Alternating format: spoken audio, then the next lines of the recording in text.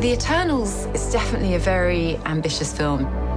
It's beautiful, isn't it? You've got 10 new characters. It spans 7,000 years. The scope and the scale of it is huge.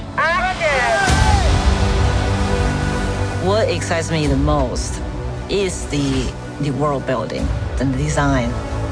Jack Kirby's comics are great inspirations. What we really wanted to do was start fresh with whole new characters, new storylines, but actually go back to some of the deepest, richest mythology in all of Marvel Comics. Each of my cast come from different backgrounds and they come from different life experiences.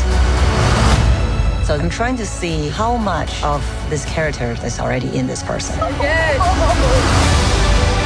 Chloe Zhao really pressed us to shoot more of this on practical locations, which is challenging, but it's all in service of an aesthetic that's totally different. You hear that? Eternals assemble. The impact that Eternals will have on the MCU will be nothing less than redefining the cinematic universe entirely.